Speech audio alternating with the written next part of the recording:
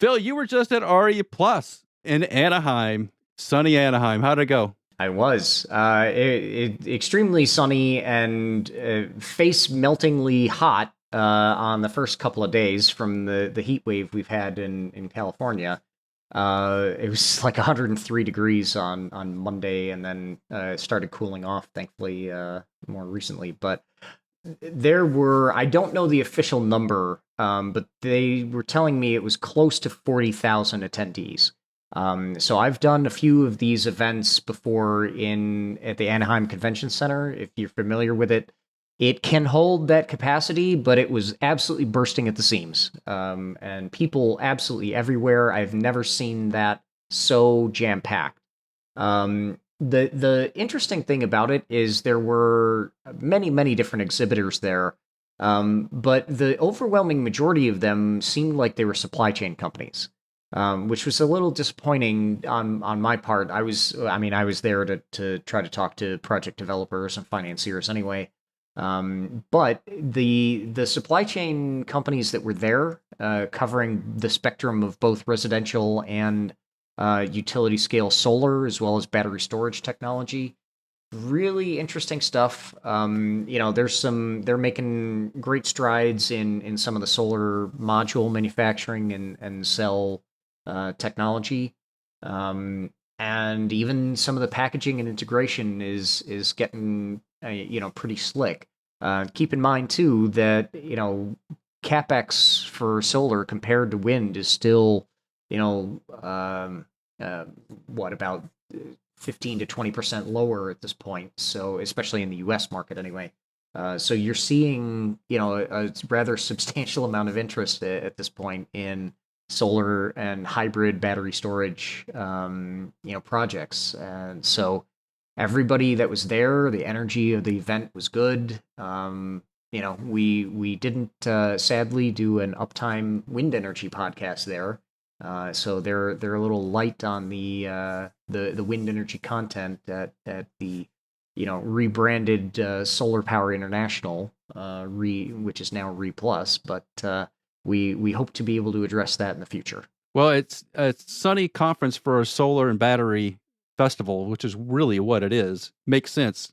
I just wish when we get to some of our wind conferences, we're in places that are windy. We don't tend to go to places that are windy, like Kansas or Oklahoma. I got news for you. It seems like next year we're going to be in Phoenix, Arizona, right? So that's going to be hot and maybe a little miserable because I think it's happening in May. Yeah, we're in a solar hotbed. We should be at a wind site. I know, irony.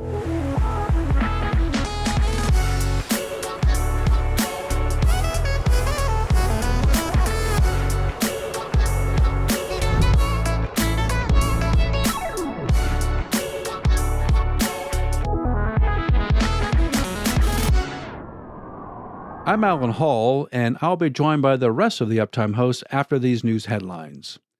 The United States is seeing significant growth in offshore wind development. Massachusetts and Rhode Island are moving forward with 3 offshore wind projects totaling 2.9 gigawatts. The projects, named South Coast Wind, New England Wind 1, and Vineyard Wind 2, are expected to power approximately 1.6 million homes. This development brings both states closer to their renewable energy goals, with Massachusetts aiming to reduce power sector carbon emissions by 50% by 2030 and 100% by 2050, while Rhode Island targets 100% renewable energy use by 2033. In a related milestone, the Revolution Wind Project has installed its first offshore wind turbine, marking Rhode Island and Connecticut's first utility-scale offshore wind farm. Developed by Ørsted and Eversource, the project will feature 65 Siemens Gamesa turbines and generate 704 megawatts when fully operational. The installation is supported by efforts at 3 New England ports and is expected to create 1,200 jobs while advancing workforce development and infrastructure investments across both states. Further south, Vestas has secured its first U.S. offshore wind order for Empire Wind 1 off the coast of New York. The 810 megawatt order includes 54 V236-15 megawatt turbines and a 5-year service agreement. The project will transform the South Brooklyn Marine Terminal into a major offshore wind hub, supporting the staging and pre-assembly of wind turbine components. Moving onshore, Colorado is leading the nation in wind energy jobs, ranking third in wind energy-related jobs per capita. The state is part of a broader trend, with wind turbine service technicians projected to be the fastest-growing job in the United States over the next decade. Colorado's renewable energy sector continues to gain momentum, with the state ranking 7th per capita nationwide for wind and solar generation projects last year. In support of this growing workforce, the National Fire Protection Association has launched the industry's first Wind Turbine Technician 1 certification program in the U.S. This initiative aims to provide the emerging wind workforce with the necessary skills to excel and work safely in the rapidly developing wind energy sector. The certification is designed for newcomers to the industry and those who have completed foundational courses in wind turbines and electrical safety. Turning to Europe, GE Vernova has announced a milestone agreement for onshore wind, signing a deal with Public Power Corporation Renewables to supply 23 of GE Vernova's 6.158 turbines for a wind farm in Romania. This 140 megawatt project expands GE Vernova's presence in Romania, adding to their existing installed base of more than 700 megawatts in the country. The project is expected to be fully operational by the end of 2025 and will support Romania's goal of adding 5 gigawatts of wind capacity by 2030. However, the European wind industry is facing challenges. German trade union IG Metall and employee representatives from Siemens Energy are calling for protection against unfair Chinese competition in the wind turbine manufacturing sector. Their concerns were sparked by a preliminary agreement between German renewable energy asset manager Luxgara and Chinese manufacturer Mingyang for 16 offshore wind turbines. The union warns that heavily subsidized Chinese companies could distort competition and potentially endanger jobs and energy supply in Europe. In Asia, Eurus Energy Holdings Corporation has launched the reconstruction of the Adanosawa 1 and 2 wind farms in Japan. The project will replace 10 1.3 megawatt turbines with 7 new 4.3 megawatt turbines supplied by Siemens Gamesa, increasing the total capacity from 13 megawatts to 43 megawatts. This upgrade aims to maximize the use of local wind resources and is scheduled for completion by March 2027. Lastly, in a development that could reshape the wind energy landscape, the H2 Mirror off-grid wind project in Denmark has successfully integrated 2 electrolyzers with a megawatt-scale wind turbine. This system could soon be replicated on onshore wind turbines, potentially reducing green hydrogen production costs. That's this week's top news stories. After the break, I'll be joined by my co-host, CEO, and founder of IntelStore, Phil Totaro. As busy wind energy professionals, staying informed is crucial. And let's face it, difficult.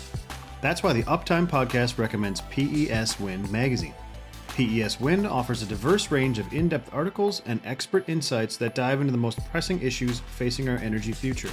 Whether you're an industry veteran or new to wind, PES Wind has the high-quality content you need. Don't miss out. Visit peswind.com today. All right, Phil, we got a couple of items we need to kick off the show with. And first is the AMI Wind Turbine Blades Boston event on October 2nd and 3rd. And if you haven't registered for that event, you need to do that now and get your tickets to Boston, which will be beautiful in early October. That conference is focused around materials, design, manufacturing, and performance of wind turbine blades, and along with all the testing and maintenance and lifecycle management of blades. So anything to do with blades is going to be in Boston, and you better be there. So just Google AMI Wind Turbine Blades Boston, and it'll pop up. Go ahead and register and get yourself to Boston. At WeatherGuard, we are having a contest, a VIP contest with NASCAR and NASCAR driver Kyle Weatherman. And that event is on September 28th at the Kansas Speedway in Kansas City, Kansas. So if you're around that area and want to go do something really cool with NASCAR. It allows you to get on track, get into the pits, get into the garage. You can watch the race from pit lane, and you are right in the middle of the action. Then if you like that kind of stuff, now's the time. This is free. If you can win these 2 tickets, the way to do it is to visit weatherguardwin.com/contest and do it quick, and hopefully you win. All right, Phil, a lot of news this week coming from GE Vernova, where Scott Straszak was at a conference and said GE Vernova, the wind business, is on schedule to lose about $300 million in Q3. Yes, and to be clear, this wasn't their official Q3 release, but we understand, because it's also been widely reported in multiple news outlets, that he said this at, sounds like a financial industry conference. It's obviously a little concerning, considering the fact that they were expecting to be a little more profitable than this at this point. But it also sounds like, and again, going back to the comments he made at this thing, that these blade failures that they've had, 2 at Dogger Bank and 1 at Vineyard Wind in the past, I think it's 5 or 6 months now, are resulting in a pretty big chunk of these losses. So it's kind of fascinating, because when these issues started popping up, you had one and it was a coincidence and potentially concerning. You had another one at Vineyard. Okay, that was due to a manufacturing defect, so they said. But now you've had 3 of these incidents, and it's resulting in just 3 incidents, and they're having a $300 million loss. This is starting to be real money, as they say in the industry. So at this point, it's getting to the point where they're going to have to do something to reassure people, because as I've talked about on the show in the past as well, if these blade failures keep happening, and it sounds like regardless of whatever the issue was that maybe introduced a weakness in the blade, whether it was a manufacturing defect or some transportation damage or installation damage, their procedures when installing is what still seems to be instigating these blade buckling issues. And so as whatever their scope of responsibility is during the EPC contract, to get these turbines up and installed, they're going to have to reevaluate these procedures, whether GE's doing it or it's their procedure that an EPC contractor is following. Something's going to have to be done about this to ensure that they don't have any more of these failures, because, if it's, just taking it on the average, right, Alan, it's like if it's 3 issues for $300 million, well, guess what? Like, they can't afford to have, $100 million a blade failure. The insurance companies aren't going to like it. Nobody's going to like it, right? That's what I was trying to figure out. So in Q2, Vernova, the wind part, lost about $100 million from what I can remember off the top of my head. So $300 million in Q3 is a big number. So the delta is a couple $100 million. How much do you really think is driven by the 3 blade failures? Most of it? Well, keep in mind too, it's a good point, because keep in mind though that they're seeing a bit of a soft revenue recognition potentially in Q3. Again, they haven't released official numbers yet, but based on what the CEO of Vernova is saying, it sounds like that's the direction things are headed in. But the reality of it is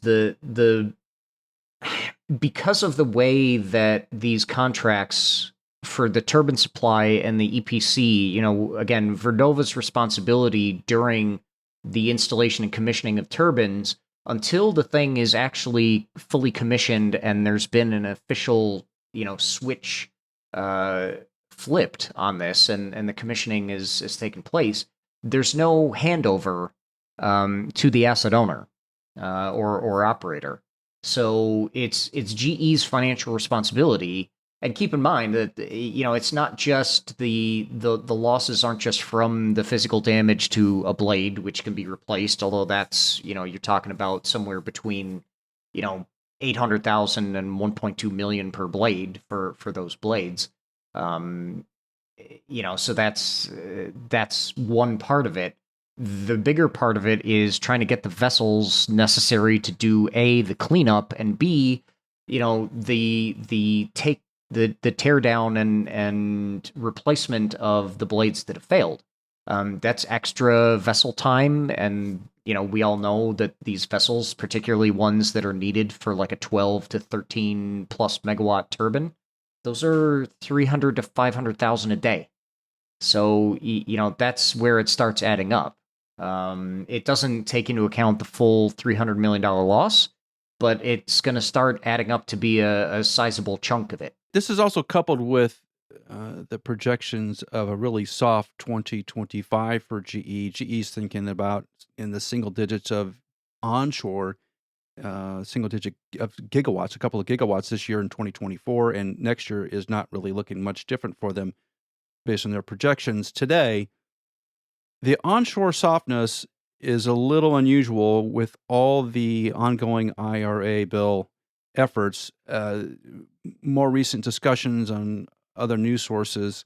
I think the consensus around the industry is that the IRA bill, while exciting and maybe driving some new technology that's years in the future, is not really making a substantial change in the onshore installations this year or next year, and it's not really changing too much on the offshore side at the moment. Is GE then planning, reorganizing around that softness? That's a good question. But let me also underscore what the real issues are with the IRA bill. It's we still have permitting and interconnection queue issues that are resulting in these delays that are resulting in this quote unquote softness that may in fact, as you suggested, require them to potentially restructure and reorganize a few things. But it's the fact that you can pass an IRA bill that's going to give people a PTC, but if they can't build a project and get it in the ground, they can't claim the PTC. So that's part of what the issue is here. Is we still have permitting reform to get through. If we're going to get it through Congress, we got to do that. In the meantime, at state level and county level, you're still seeing tons of jurisdictions that have moratoriums on wind and solar development, which is problematic, coupled with these enormous interconnection queues where a lot of solar projects that are never going to get built are taking up a lot of space, and both FERC and the regional ISOs are trying to figure out, well, how do we even accommodate these annual tranches of interconnection review studies and requests that we have, when we know like a lot of this stuff isn't actually gonna get built because it's never gonna get financed. They're submitting proposals in the interconnection queue. A lot of these solar project developers, in particular, for on kind of a wish and a prayer that they're gonna get somebody interested enough, because they're in the queue, they're going to get somebody interested enough to provide them with finance, but it doesn't look like that's happening. So it's having all these ancillary effects, including on GE specifically, where I can assume that they're seeing some softness in 2025. But again, that is a bit problematic considering where they have previously stated they wanted and needed to be in terms of their Vernova and particularly the wind business unit's profitability by now. There's only so many turbines you're going to repower at the moment, which is the vast majority of what is happening right now. Existing farms that are just repowering to re-trigger the tax credits. Everything that's new has been slowly developing, and there have been some new sites developed, but not at the pace you would think they would be developed. Interconnection queue, I think, being one of those big stopping points. The second one, which is being discussed all the time right now, is interest rates. Interest rates still haven't dropped. to levels that they probably should be at right now, and the Fed is still holding out, and we haven't seen any real direction from them in the last week or so. There's a lot of discussion online in the Wall Street Journal, and those news kind of sources are all anticipating a drop, but yet it hasn't happened. That does make 2025 for GE and everybody else soft, right?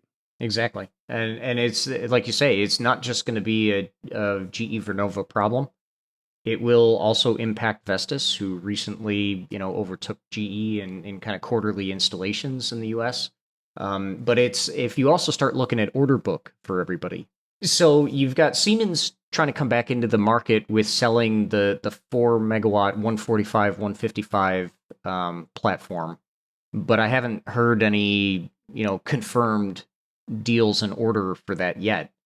You've got Nordex trying to take a lot of those deals that should have been Siemens away, but they're making progress, but they aren't announcing as many deals as one might hope yet. Although again, the performance on the N149 and N163 has been fairly robust, certainly even globally. But they could be doing more in the U.S. market. But it's not even their fault. It's just the market's moving a little slow. And then with Vernova, they're still largely selling the 2.x platform. They've got the one big deal with Pattern to do the 3.6 154, but I haven't seen them announce anything else on that turbine yet. And then what's even happening with the 6 megawatt in the US for Vernova? And then as far as Vestas goes, yes, they're getting some orders sold with their V163 and the V150. And some repowerings with the V110 2 megawatt platform and such, but we're lacking order book, substantial order book to convince me that 2025 is going to be significantly robust, certainly in the first and second quarter. Now, things can be done to unlock more potential, but at this point, if you're taking an order today, it's for delivery in probably around 12 months minimum. So if they don't, start plumping up the numbers in terms of order book for the third and fourth quarter deal announcements this year, any of the OEMs, they're going to have a problem. They're all going to have a problem in 2025, Alan. The real problem is, I think, the softness and the projections for GE and Vestas, which are the two big players at the minute, if they can't change the direction in terms of orders, I'm sure they're beating all the bushes all around the world at the moment, trying to make sales. If they can't change that over the next couple of weeks, and from what I see, I think they got to really slow down on any sort of advanced development is going to slow down. They're not going to be hiring new people. That's going to slow down. All the IRA bill benefits are going to slowly go away. And the part that is most troubling to me is you don't see the Department of Energy discussing this or trying to react to it or provide any guidance on how we're going to change it. It has been silenced for the last couple of months, most likely because of the election. However, that doesn't help GE or Vestas and all the employees that they have.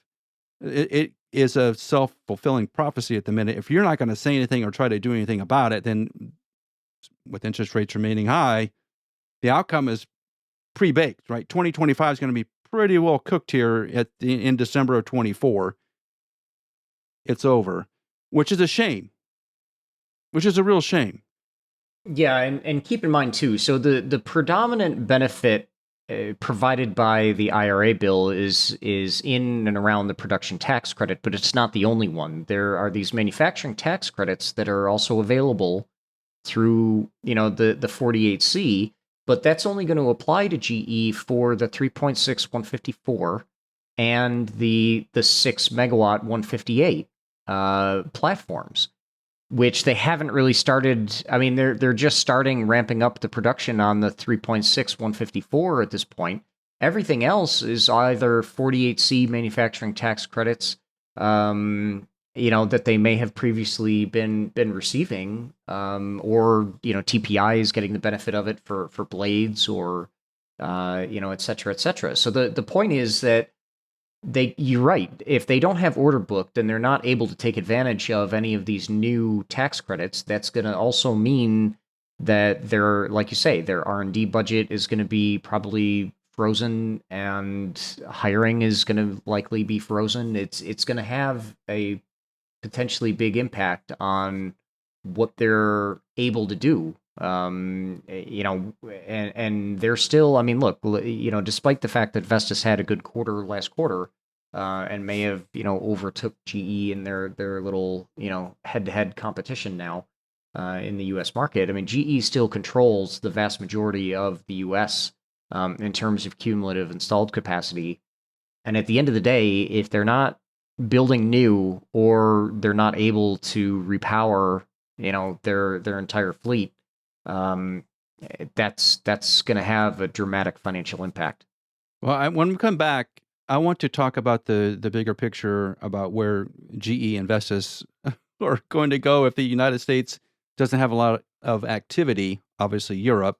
But one of those places was Vietnam, but I think that's changing rapidly over the last week. Let's discuss that when we come back. Lightning is an act of God, but lightning damage is not. Actually, it's very predictable and very preventable. Strike Tape is a lightning protection system upgrade for wind turbines made by WeatherGuard. It dramatically improves the effectiveness of the factory LPS, so you can stop worrying about lightning damage. Visit weatherguardwind.com to learn more, read a case study, and schedule a call today. Well, Phil, if everybody's been watching the news, there's a number of European companies, wind-related companies, that are leaving Vietnam, and quickly. And you did a little research into why that is, because the public announcements just say, hey, we're refocusing in a different place. We're pulling all the staff out and leaving that marketplace in entirety, not even really keeping anybody there, from what the announcements say, which is, I think, really odd. Because even if you want to reduce your headcount in a particular country, you still want to have a presence there. And I think the same thing's kind of happened in Brazil, by the way, with GE and Siemens there. They evacuated the country. What is happening in Vietnam? What's driving this? About 3 months ago, there was actually a meeting between top government officials between Vietnam and China. And as a result of that meeting, they wanted to institute further closer ties and collaboration, particularly in industries around energy and renewable energy in particular. That was going to include manufacturing, that was going to include project development, investment, etc. And subsequent to that, again, we're not here to speculate, but we'll present the facts. The Vietnamese government has recently instigated a corruption probe, and I'll maybe put that in air quotes here, saying corruption probe. These companies that are pulling out are mostly Western companies. You had Equinor. Just today, you had Skatech selling a project in Vietnam to Susi Partners. And on top of that, Enel Green Power earlier this week announced that they were also pulling out of the Vietnamese market. Vietnam's a growing market, but it sounds like, if I can use a joke or a phrase from a Seinfeld episode, it was a little comunista simpatico between the Vietnamese government and the Chinese government, where they want to be able to work together in a collaborative fashion, and they want the Western companies, largely speaking, to be out. Well, how does that play out, though, Phil? If China is going to declare areas off limits, then why wouldn't Europe do something similar? The European Union is going to be able to exclude Chinese companies from more markets than the Chinese would be able to in collaboration with, sympathetic governments like Vietnam. That's not something that they'd be able to successfully do in, let's say, Australia or even Pakistan or other, major markets outside of China where the Chinese have a big presence already. Thailand is another one, for instance. So, they're still. It doesn't mean that they're going to start kind of blocking off all of Southeast Asia for Western companies. What it does mean is that in this one particular market, it feels like it's a retaliatory action. So, what effect does that have on the bottom line of a GE or a Vestas at the moment, where they see those countries being removed from their available marketplace rapidly? All this is happening in the last 12 months. Vietnam lost, a lot of Africa has disappeared. Brazil's not in play at the moment for GE, at least it's not. What does it mean in terms of numbers? What percent of the revenue was driven from those countries? And is it going to be a bigger problem as they go forward if the US and Europe do not ramp up their installations? Starting with the first part, the amount of revenue that a lot of these companies derive from different foreign markets kind of varies. For GE, the bulk of their revenue was always, and probably will be always, derived from the US.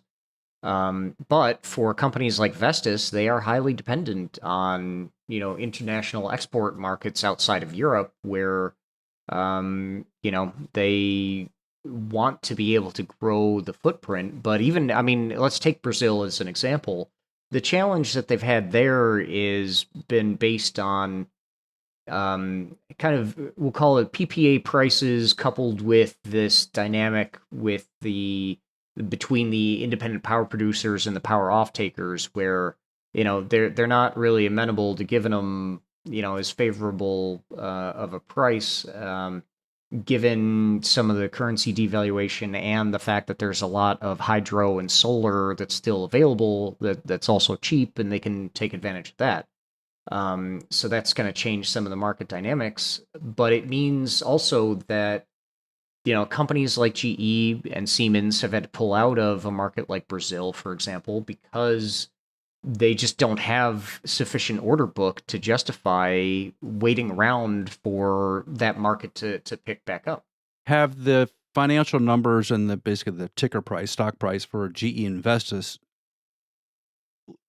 because the market's always about 6 months ahead, have they built that into their models, into their forecast for the valuation of these companies? Because it feels like right now things are happening so fast that the stock values are increasing, and rightly so. There would be future value there.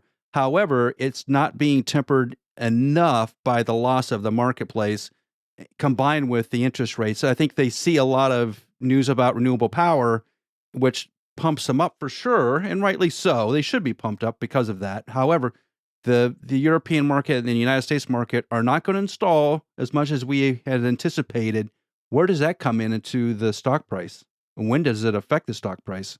Yeah, well, okay, so there's a couple of things at play there, and this is a great question, actually. So when a company like GE will pull out of a market like Brazil, or these other companies pull out of Vietnam, or other markets become inaccessible, it's actually potentially a benefit to their stock price. The reason being is that they're not spending capital pursuing what would otherwise be an unprofitable market. And so Wall Street looks at that and says, "Oh, that's actually a good thing. You're consolidating and you're saving cash, which they expect is going to be paid out to them, and other investors in the form of dividends."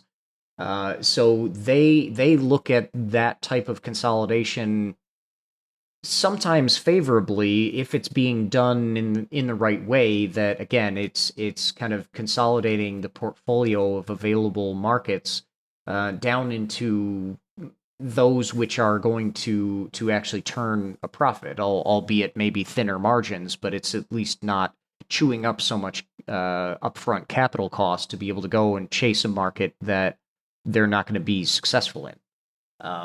So that's the first aspect of it. However, longer term, the fact that they don't have access to growth markets and growth potential limits what they can ultimately achieve in terms of their, top line and, their ultimate bottom line profitability when they are going to lack access to, additional markets that would maybe make up for, like if sales drop in the US and Europe, they could go into markets like Colombia or, again, Vietnam, Thailand, wherever in Southeast Asia and make up for those sales that are dropping in a market like the US. I think this is the real problem. I think the stock market is rewarding renewable energy companies for becoming leaner.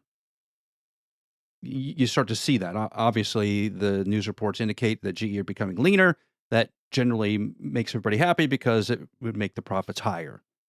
However, unless the US and Europe step up installations, it is a problem area. It's going to be a longer-term problem area, not in 24, maybe at the end of 25, but definitely 26. 26 will be the year to watch. And as we get moving forward, that's the outlook. And what does the stock price look like in a year and a half or so? And where do they go? How big can they eventually grow to without major UK, EU, US government involvement to step up projects? This becomes a universal question where we've got, things like the IRA bill in the US. There are some, political maneuverings in the EU to get this, New Deal done, as they call it. But at the end of the day, they're not really moving fast enough, and they're not moving in a way that's actually helping to sustain the industry, because we've seen and we've talked about on this show over the past few months, companies that are pulling up stakes out of Europe and going up and setting up factories in China or India to take advantage of, lower cost access to raw materials or labor, because they just can't compete with or sustain what they're trying to do with a limited amount of order book in Europe. Even if your order book goes down, if your overhead's high, which it would be in Europe or even the US, where you've got, pension costs and all these other things, the overhead's just higher. That's less sustainable than if you go over to India, you set up a factory, and the order book is still similarly limited. You might at least be able to survive it better because your cash flow isn't as heavily impacted. So, we got to be able to do something. That, for a manufacturer, is a very careful walk. You can't deviate. That bridge is narrow to get to success there. As soon as you move your operation out of Europe to China or India, much less in India, I think, China and specifically, when the EU starts to retaliate, and the UK will, and the US is pretty much heading there right now, you're kind of stuck because you have lowered your overhead by probably 30, 40%, maybe more. However, now you're generating product from this country, which may have tariffs, and when it comes into the U.S., so you may have lost all that advantage, and you made the switch. It's hard to go back. That, I think, is perilous for a lot of manufacturers, and that's got to be the decision that's happening in boardrooms right now. Do I make this move to China, or do I just eat it? No, I'm going to have narrow profits, marginal profits for the next 6 months to a year, in the hopes that EU and UK, US decide to be restrictive and then create its own marketplace.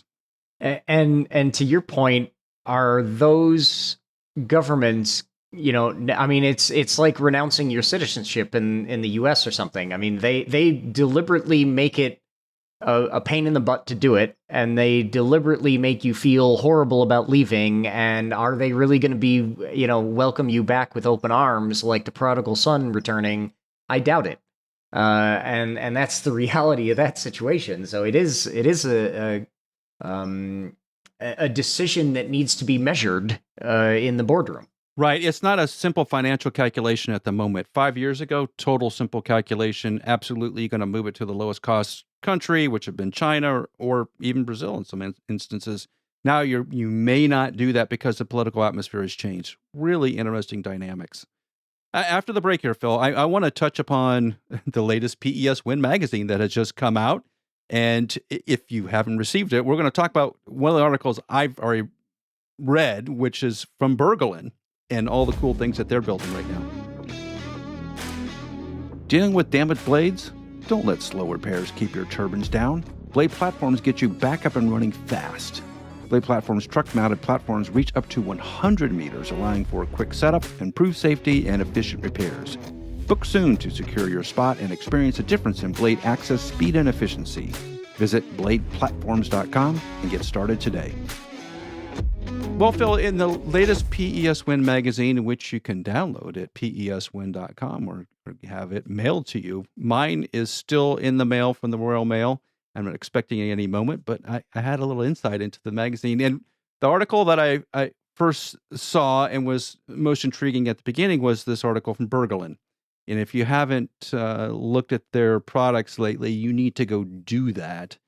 The one that is the hot seller at the minute is this one component top coat paint, basically. So if you're doing repair out in the field and you got a big area you just fixed with fiberglass and resin and all these great things, and it looks all great, you want to coat that, right? So to prevent UV degradation and weathering of that new composite structure you just built. Well, most of the kits you buy, the top coat kits, are two parts. You have to mix them together and they cure. So you have this limited window in which you use it, and then you end up wasting a lot of material, in my opinion, having done it. So the one component top coat is really interesting. In fact, I've ordered that material and I've used that material, and we're playing with it now and evaluating it at WeatherGuard. It looks pretty good. It is a lot easier to use for sure. I don't think it gives you as smooth a finish as maybe a two-part system, which has a lot of other additives to it, I'll call it, that may not be the best smelling additives. But the one component system is pretty simple to use. It is literally a squirt bottle, and you just take a roller and spread it around, and it dries relatively quickly. And so far, it has worked well in our tests. So thumbs up on that one. But Bergelin has a couple other things, Phil. One is they got this UV cured system for composite, so you can actually cure a pre-preg using UV, which I think is the slickest thing ever. And I think a lot of operators and repair companies, ISPs, are starting to use because of the speed of it. But they're also working on some leading edge protection and some high temperature fillers. An erosion resistant top coat is in play at the minute. So the people at Bergelin, you figure and Phil, you've been around this a long time. There's been so much to do with the materials that are applied to wind turbine blades that extend the lifetime, and we still haven't reached that pinnacle. There's still a lot of great ideas coming into that mix to make better materials, and Bergelin, it clearly is working really hard on it, and it's good stuff. So if you're interested in seeing the Bergelin information, just visit peswin.com. That's going to do it for this week's Uptime Wind Energy Podcast. Thanks for listening. Please give us a 5-star rating on your podcast platform and subscribe in the show notes below to Uptime Tech News, our weekly newsletter. And check out Rosie's YouTube channel, Engineering with Rosie. And we'll see you here next week on the Uptime Wind Energy Podcast.